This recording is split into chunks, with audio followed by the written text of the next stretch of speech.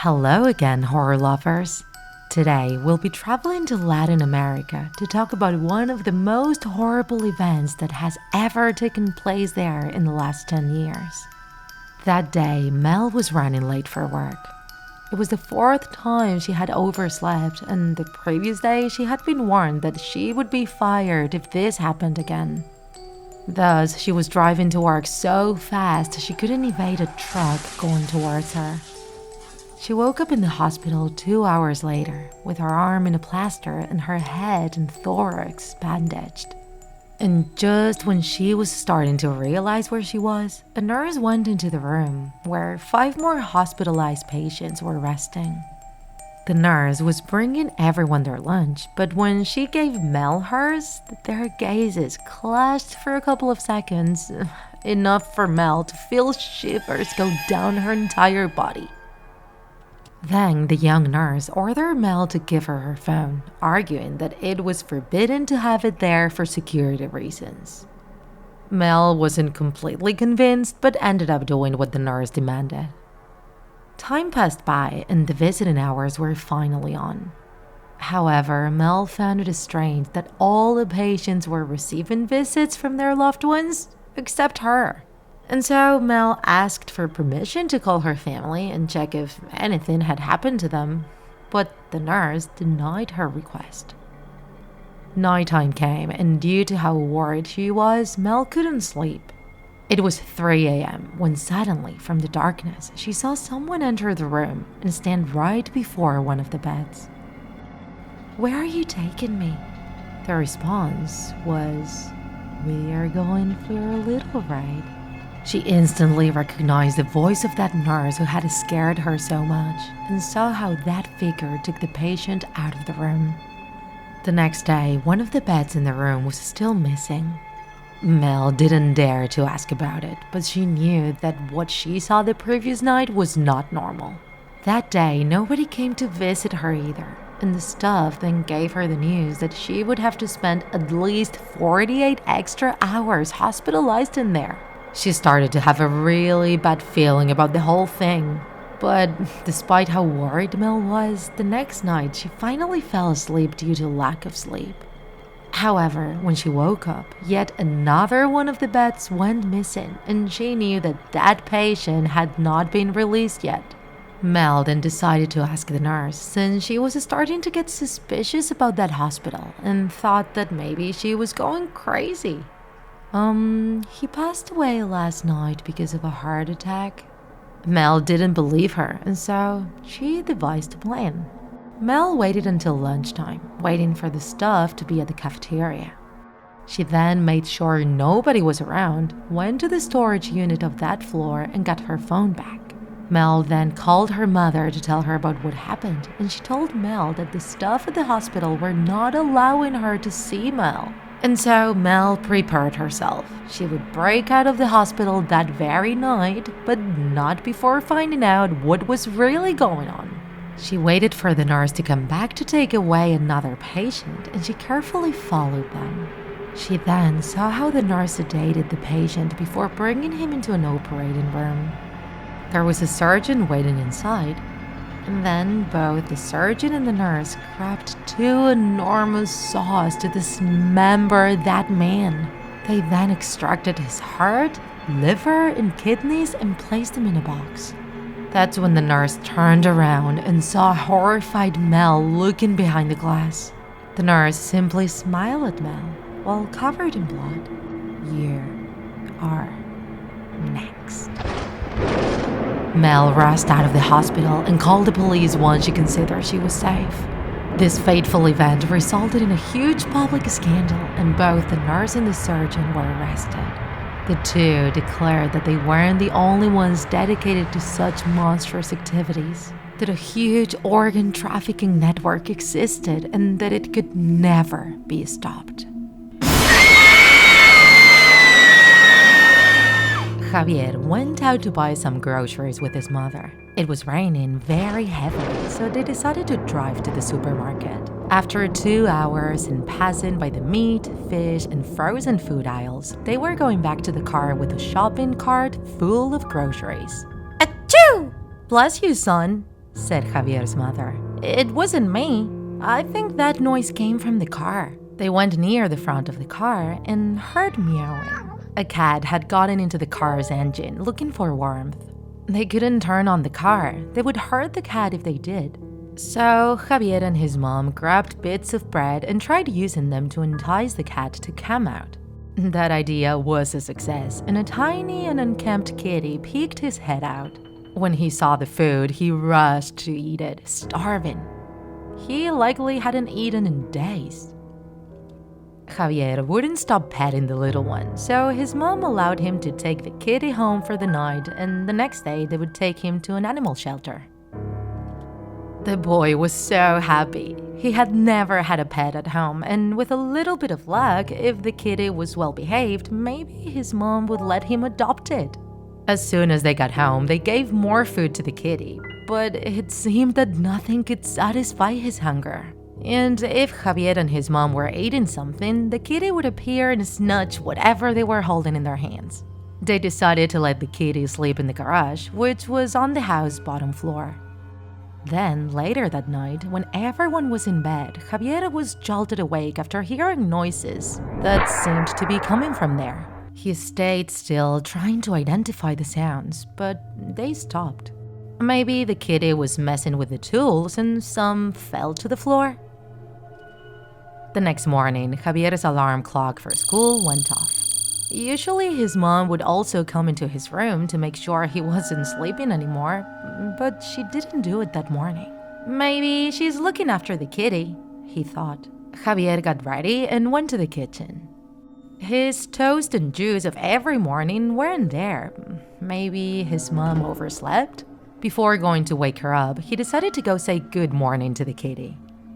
He opened the garage door, and there he was, meowing at the door. The kitty started walking around Javier, rubbing his head on Javier's shoes. Javier then bent down to pet the kitty for a bit when he saw one of his mom's shoes next to the car. What was it doing there if she was still in bed? Maybe she got up to give the kitty some food? He stood up and went around the car to see what was behind it.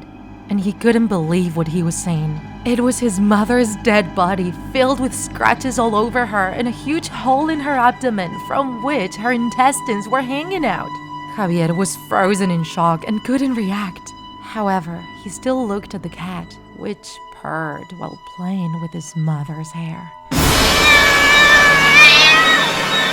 It was St. Valentine's Day, and Walt and Emily were enjoying a romantic dinner under the candlelight.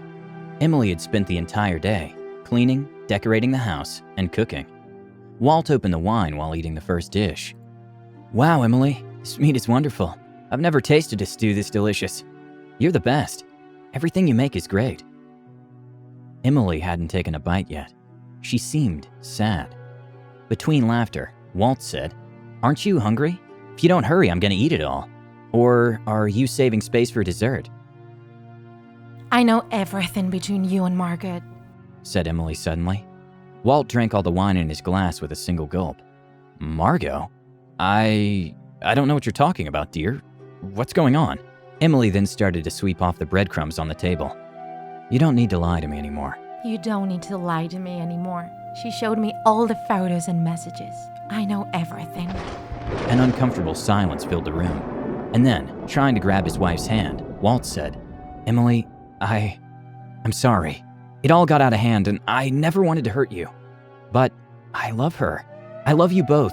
I know it's difficult to understand, but I just can't kick her out of my life." The two started to cry. Walt didn't know what to do.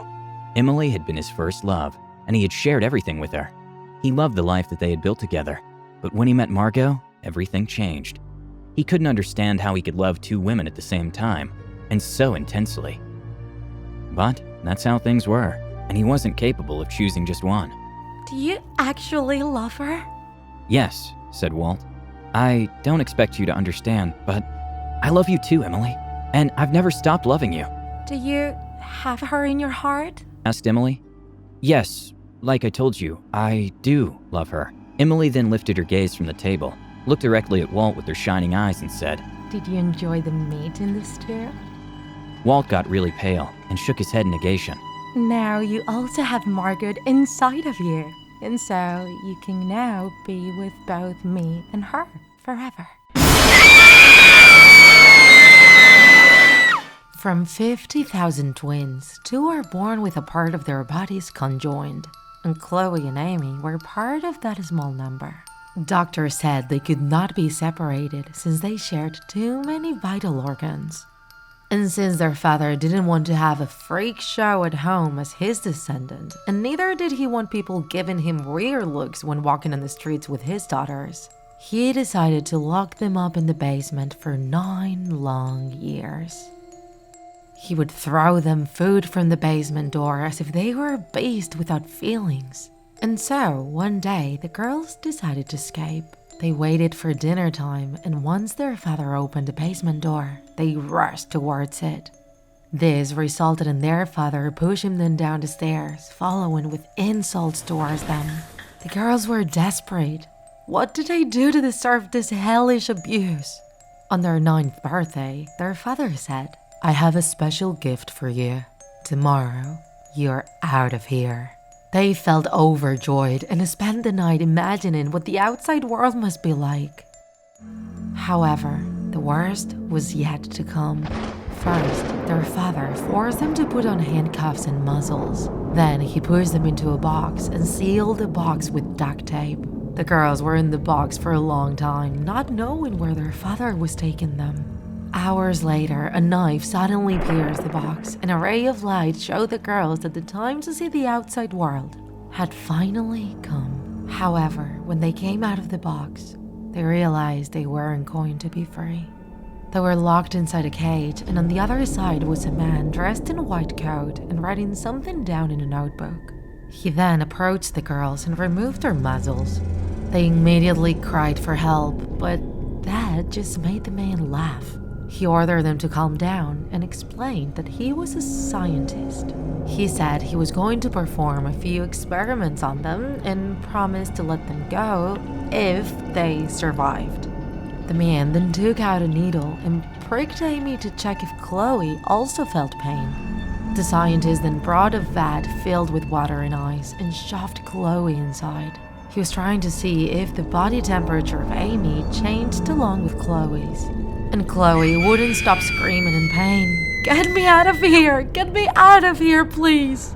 After a week of many different tests, the man said it was time to separate them. And even though they refused, he cornered them and injected them with a syringe. The sisters fell into a deep slumber. And once they woke up, they were chained to a huge table, seeing a sharp chainsaw getting closer to them. There was blood everywhere. Amy woke up in a hospital after being in a coma for months. Only she survived, since their heart was on her side of their body. Rocío had been invited to a Valentine's Day party at the new cabin of her best friend. However, her parents didn't allow her to go because the cabin was still under construction and it was located high in a mountain, making the place dangerous to be in. Since she didn't want to be alone on February 14th, she convinced her parents to let her boyfriend spend the day at her house. In her head, it sounded like a good plan, and she also felt excited about introducing her boyfriend to her parents. However, when Valentine's Day came, Rocío waited for 2 hours, but her boyfriend was nowhere to be found. That is, until her friends called her to tell her that he was actually at the cabin with another girl. Those words hurt Rocío so much that she immediately devised a plan to escape. Tricking her parents was easy. She told them that one of her friends was hospitalized and she had to go see her. They knew their daughter never lied, so they immediately believed her and let her go. Rocío then took a taxi to the cabin and soon after found her boyfriend. And just like her friend said, he was with another girl. Rocío's screams were so loud that everyone at the party stopped what they were doing to hear her. A few minutes later, Rocío's boyfriend convinced her to get in his car. They left together, arguing while he was driving until he had to take a sharp curve and ended up crashing with another car. He was driving so fast that Rocío was shot out of the car, breaking through the windshield. The other driver and Rocío's boyfriend got off their cars. Rocío was laying on the ground at the roadside. And when they approached her, they verified that she was not breathing. Both the other driver and the boyfriend were drunk, and fearing being convicted for femicide, threw her body to the mountainside. Rocío couldn't move due to the body trauma and also broke many bones during her fall, but she was still alive. She spent 3 long days bleeding out slowly without anybody seeing her to help her. Days later, workmen heading to the mountain cabin found her dead body when they saw something strange at the bottom of the mountain during their smoke break. And her dress was no longer white. It was completely red due to all the bleeding. No evidence of a deliberate femicide was ever found, so the case was archived. The boyfriend and those who went to the party remained silent. And eventually, the police finally gave up on the case, arguing it was a waste of time to keep going. However, months later, the driver of the other car confessed.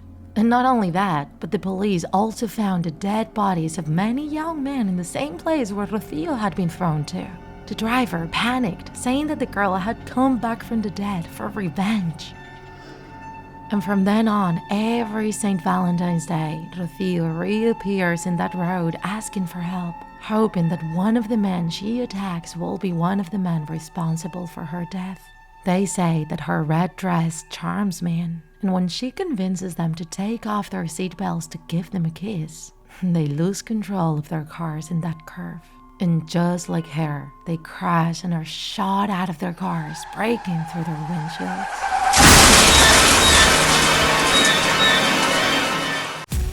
If you enjoyed this video, don't forget to like it. And if you want to see more Draw My Life horror videos, subscribe to our channel. See you in the next episode.